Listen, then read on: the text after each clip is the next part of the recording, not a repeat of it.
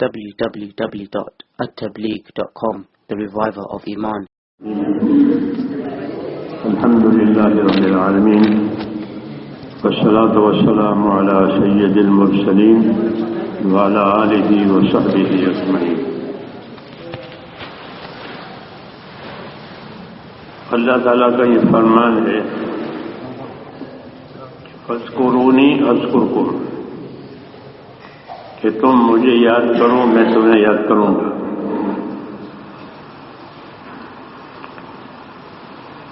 ایک حکم ہے، ایک وعدہ ہے. ایک حکم ہے اور ایک وعدہ. حکم یہ ہے کہ مجھ کو یاد کرو، اور وعدہ کیا ہے کہ میں تم کو یاد رکھوں گا. تو یہی اللہ تعالیٰ کا طریقہ ہے. اپنا حکم دیں گے، اپنا وعدہ کریں گے، اپنا حکم دیں گے، اپنا وعدہ کریں گے، تاکہ وعدے پر یقین کریں اور حکم پر عمل کریں. اللہ کے وعدوں پر یقین کرنا کہ اللہ کا وعدہ ہے اور وہ حق ہے. اللہ نے یہ بتایا ہے کہ میرا وعدہ حق ہے. یا ایھا الناس ان وعد اللہ حق، میرا وعدہ حق ہے، اس میں کوئی غلط بات نہیں. اور اللہ اپنے وعدے کے خلاف کبھی نہیں کرے گا. تو حکم دیا ہے کہ مجھے یاد کرو اور میں تمہیں یاد کروں گا. تو کیا صورت ہوگی اس کی؟ ہم یاد کریں گے سبحان اللہ والحمد للہ ولا الہ الا اللہ واللہ اکبر. تو اللہ کیا کریں گے؟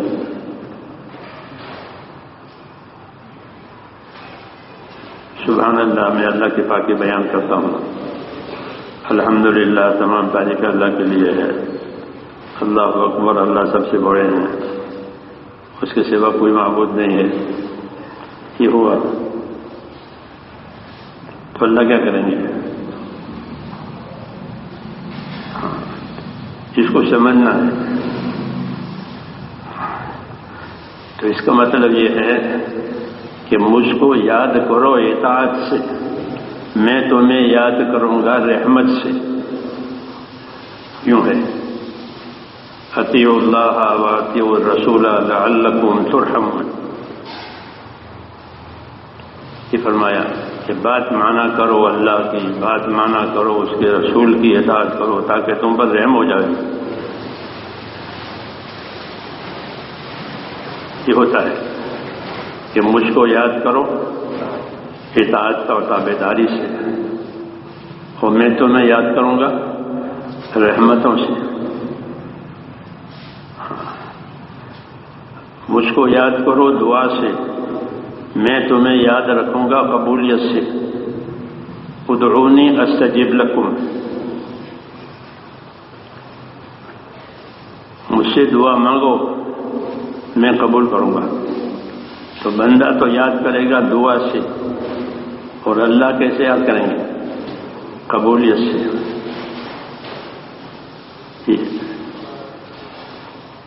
اس طرح حکم پورا ہوگا، وعدہ پورا ہوگا، حکم پورا ہوگا، وعدہ پورا ہوگا.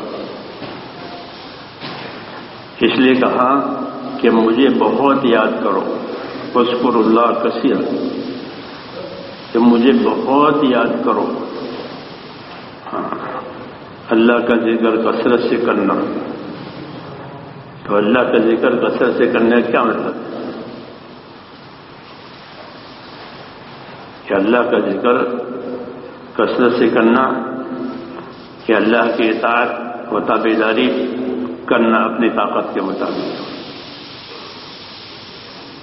کیونکہ اللہ کی اطاعت کرنے والا جو ہے وہ حقیقت میں اللہ کا ذکر کرنے والا ہے. کل مطیع ذاکر، یہ لکھا ہے کل مطیع ذاکر. ہر وہ آدمی جو اللہ کی اطاعت میں لگا ہوا ہے وہ اللہ کا ذاکر ہے. جس طرح زبان سے کوئی ذکر کرے، تسبیح تلاوت کرے، وہ ذاکر ہے. ایسے ہی جو بھی اللہ کا حکم اللہ نے بتایا ہے اسے پورا کرے تو وہ اللہ کے ذکر میں ہے. چاہے زبان سے وہ ذکر نہیں کرتا مگر حکم پر ہے، تابعداری پر ہے تو وہ اللہ کے ذکر پر ہے.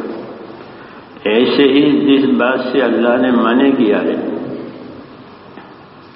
اس سے رک جائے کہ اللہ نے منع کیا اسے نہیں کرنا ہے، اسے اپنے آپ کو بچا لے تو یہ بھی ذکر کرنے والا ہے.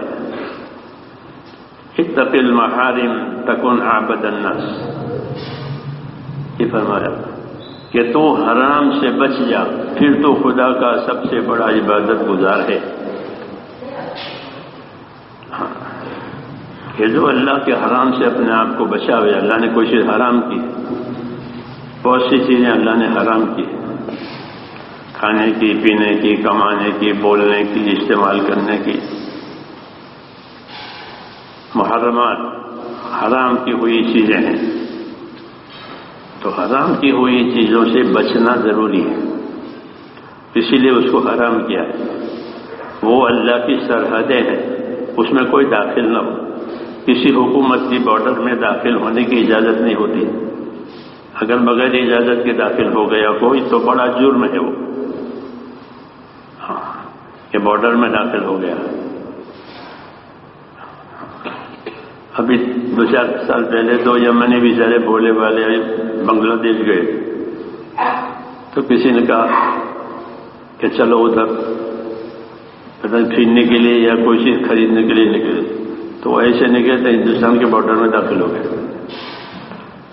ہاں، ہندوستان کے بارڈر میں داخل ہو گئے. اور مسافر تھے بنگلہ دیش کے، کیونکہ اپنے یہاں سے بنگلہ دیش آئے تھے، یہاں سے کوئی تعلق نہیں تھا. تو یہ کیسے داخل ہو گئے؟ تو ان کا کیس 2 برس تک چلا. ہاں، ان کو جانے ہی نہیں دیا، بہت پریشان ہوئے. کیوں کہ بارڈر میں اور کوئی گناہ نہیں کیا تھا، بولے والے دیہاتی. ہاں، اس سے پہلے بھی ایک قصہ پہلے وہ 5 سال رہے راجستھان کے سرحد میں، وہ داخل ہوئے.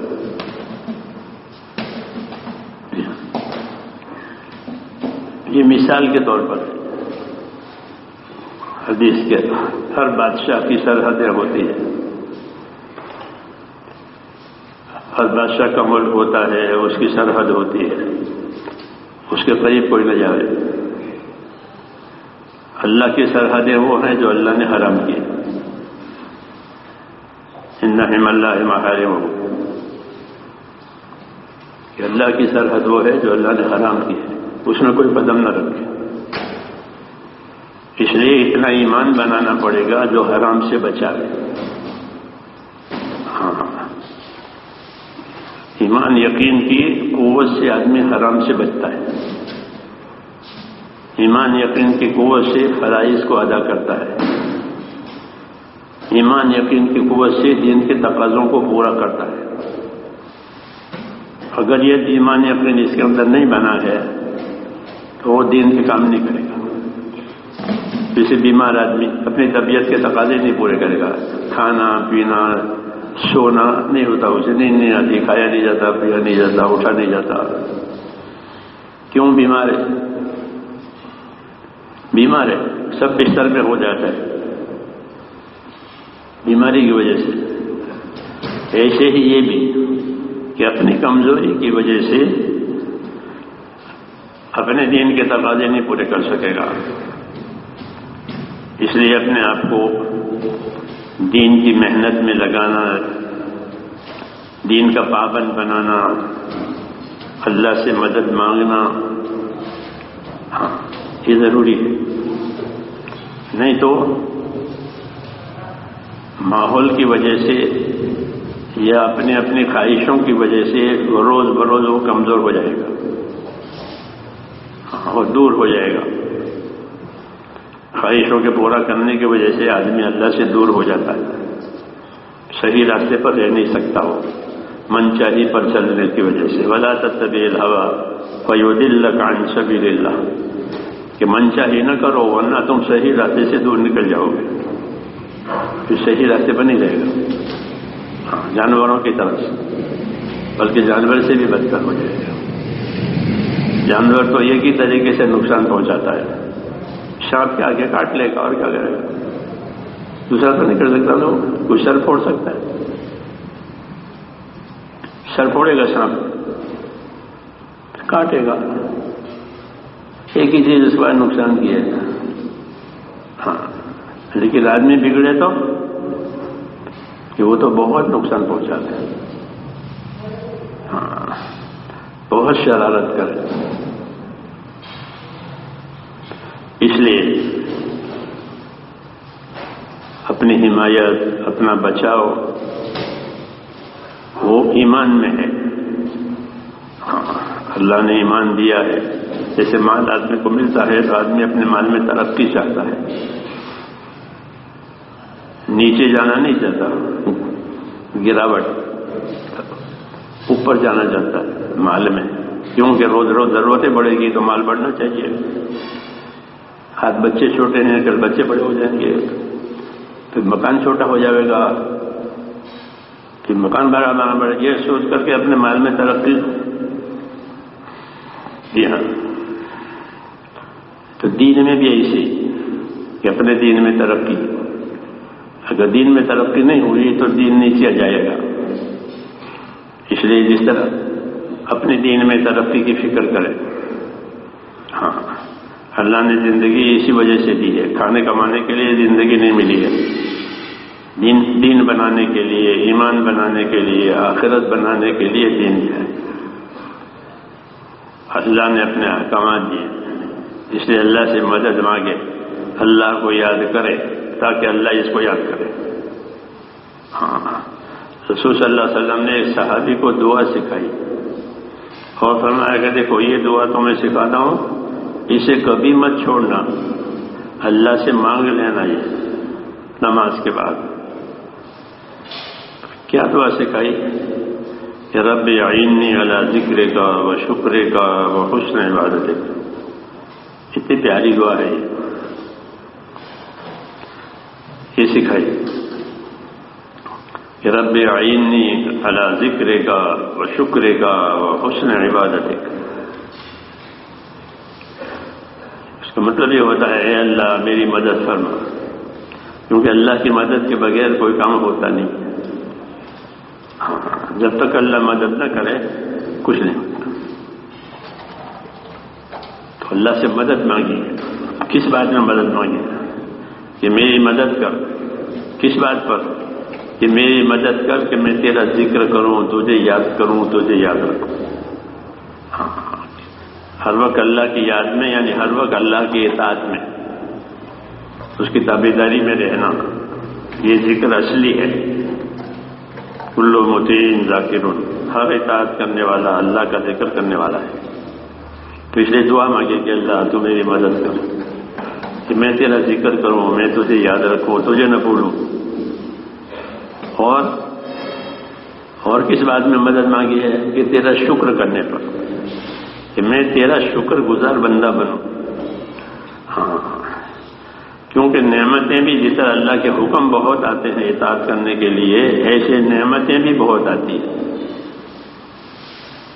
نعمتیں بھی اللہ کی بے شمار ہے، کوئی گن نہیں سکتا۔ جب کوئی نعمت ہاتھ سے چلی جاتی ہے تب اس کو پتہ چلتا ہے کہ یہ نعمت تھی میرے ہاتھ سے چلی گئی۔ ہاں جب تک وہ نعمت کام دیتی رہے اس کو خیال نہیں آتا کہ کتنی بڑی نعمت ہے۔ تو اس لیے مانگا کہ مجھے ذکر کی بھی توفیق دے کہ میں تجھے یاد کروں، اور تیری نعمتوں پر میں تیرا شکر گزار بنوں۔ ہاں شیطان نے اللہ تعالیٰ سے یہ کہا تھا جب اس کو اللہ نے رد کیا ہے، نکالا ہے وہاں سے جنت سے، اور اس کو مردود بنایا آدم علیہ السلام کو سجدہ نہ کرنے کی وجہ سے، تو اس کو آدم علیہ السلام پر حسد آیا کہ اس کی وجہ سے میں مارا گیا، اس لیے میں اس کے پیچھے پڑوں گا۔ حاسد پیچھے پڑتا ہے کہ آدم کی اولاد کو میں ایسا بناؤں گا اللہ سے کہا کہ آدم کی اولاد کو میں ایسا بناؤں گا کہ ان کی اکثریت جو ہے تیرا شکر نہیں کرے گی. سکھا اکثریت، ہاں، ان کی زیادہ تر وہی لوگ ہوں گے آدم کے اولاد کے جو اللہ کی نعمتوں کا شکر نہیں کریں گے. لا تجد اکثرهم شاکرین. ناشکری، نعمت کو استعمال کرنا پھر اس کا حق ادا نہیں کرنا، نعمت کو استعمال کرنا پھر اللہ کو ناراض کرنا. جیسے مال ملا ہے تو مال میں نعمت ہے، لیکن مال میں حق ادا کرنے کے بجائے مال کو فضولیات میں یا عیاشی میں گناہوں میں لگاوے. مال کو یہ فضولیات میں، عیاشی میں، گناہوں میں مال لگے، یہ مال کی ناشکری ہے. ہاں، اس پر لوگوں کو وہ ڈالتا ہے تاکہ یہ ناشکر بنے، پھر اللہ کی پکڑ میں آئیں. اس لیے حضور صلی اللہ علیہ وسلم ہم کو سکھائی ہے کہ دعا مانگو کہ اللہ تمہیں شکر گزار بنا دے. شکر کرنے پر اللہ تمہاری مدد کرے. اعنی علی ذکرک و شکرک. ہاں، میری مدد کر تیرے ذکر کرنے پر، میری مدد کر تیرا شکر کرنے پر. اللہ کو پسند آتا ہے بندہ کہ آدمی کھانا کھائے اور شکر کرے، پانی پیے اور شکر کرے، تو اللہ کو پسند ہے.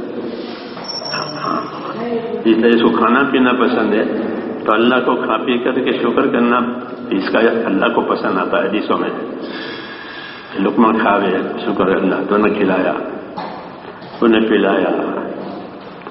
ہاں، یہ شکر گزاری ہے.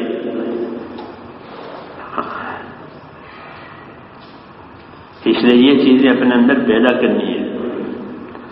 اعنی علی ذکرک و شکرک و حسن عبادتک. میری مدد کر کہ میں تیرا ذکر کروں، میری مدد کر کہ میں تیرا شکر کروں، اور میری مدد کر کہ میں تیری عبادت کو اچھی طریقے سے ادا کروں. ہاں، عبادت کا حسن، عبادت میں خوبی پیدا کرنا. جس طرح اپنی اپنی چیزوں میں خوبی پیدا کرتے ہیں، کھانے پینے کی چیزیں، استعمال کی چیزیں، رہنے سہنے کی چیزیں، کچھ تو خوبی والی آدمی تلاش کرتا اچھی. ہاں، ایسے ہی کہا اللہ کی عبادت یہ کیسے کرو کہ اچھی نیت بھی اچھی، طریقہ بھی اچھا، پابندی بھی اچھی. ہاں، تاکہ عبادت میں خوبی آوے. تو وہ حضور صلی اللہ علیہ وسلم نے سکھایا کہ اللہ سے مانگو ہے، اور ہر نماز کے بعد یہ دعا مانگا کرو. یہ ان سے فرمایا کہ ہر نماز کے بعد، فرض نماز کے بعد یہ دعا مانگو کہ رب اعنی علی ذکرک و شکرک و حسن عبادتک. تو دعا بھی مانگنی ہے اور دعا کا جو تقاضا ہے وہ بھی پورا کرنا ہے کہ اپنے آپ کو اللہ کا ذاکر بناوے، اللہ کا شاکر بناوے. ہاں، شکر گزاروں کو خصوصی انعام ملے گا. خصوصی انعام کیونکہ یہ شکر گزار تھے کہ اللہ کی نعمتیں ان کو ملی تو نعمتوں میں اللہ کا حق ادا کیا. اس نعمت میں اللہ کا کیا حق ہے، اللہ کے بندوں کا اس نعمت میں کیا حق ہے. جب وہ حق ادا کریں گے نعمتوں میں، اللہ انہیں اور دیں گے. اس لیے مولانا یوسف صاحب رحمۃ اللہ علیہ فرماتے تھے کہ اگر اللہ سے اور لینا ہے تو جتنا ملے سارا مت کھا جاؤ. ہاں، سارا اپنے اوپر نہ ڈال دو، بلکہ دیکھو اس میں اللہ کا کیا حق ہے، اللہ کے بندوں کا کیا حق ہے.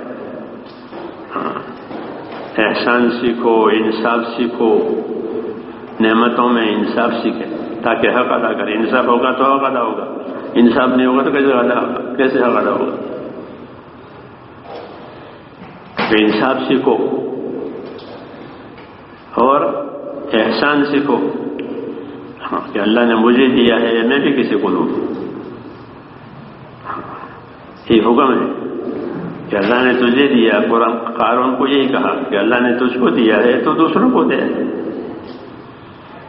ہاں، اللہ نے تیرے ساتھ احسان کیا ہے تو دوسروں کے ساتھ احسان کر. یہ کہ روک کے بیٹھ گیا تو یہ کسی کو نہیں دینا ہے، ہمارا ہے، مدعی دعوے دار ہو گیا، حالانکہ وہ تو سب اللہ کا ہے، جتنا کچھ ہے سر سامان سب اللہ کا ہے، ہر ایک کے پاس تھوڑی تھوڑی دیر رہے گا۔ انا نحن نرث الارض ومن علیہا، اللہ کہتے ہم وارث ہیں، ہاں زمین اور زمین کے اوپر جو کچھ ہے اس کے وارث اور مالک کون ہے؟ کہنا میں ہوں، باقی تو سب چلیں گے جی ہاں، تو اصل مالک اللہ ہے، اصل وارث اللہ ہے، اور اللہ نے دیا ہے۔ تو حضرت فرماتے تھے کہ اگر اللہ سے دوبارہ لینے کا ارادہ ہے تو سارا مت اڑاؤ، بلکہ اس میں حق دیکھو، حق کا ادا کرنا تو ضروری ہے، اللہ کا ہو یا بندوں کا ہو۔ اللہ کا حق وہ اللہ کے وہ فریضے ہیں جو اللہ نے ہم پر فرض کیے، نماز ہوئی، زکوٰۃ ہوئی، روزے ہوئے، حج ہوئے، یہ جو فرائض اللہ کے ہیں یہ اللہ کا حق ہے، اس کا ادا ہونا ضروری ہے۔ اس کے بعد بندوں کے حق ہے، ان کا جاننا ضروری ہے اس کا کیا حق ہے۔ دنیا حقوق ادا کرنے کی جگہ ہے اور آخرت بدلہ پانے کی جگہ ہے، یہ ترتیب ہے، یہ دنیا حق ادا کرنے کی جگہ اور آخرت بدلہ پانے کی جگہ۔ جو حق ادا کر کے جائے گا وہ بدلہ پائے گا، جس نے حق ادا نہیں کیا وہ گرفتار ہوگا، پکڑے جائے گا۔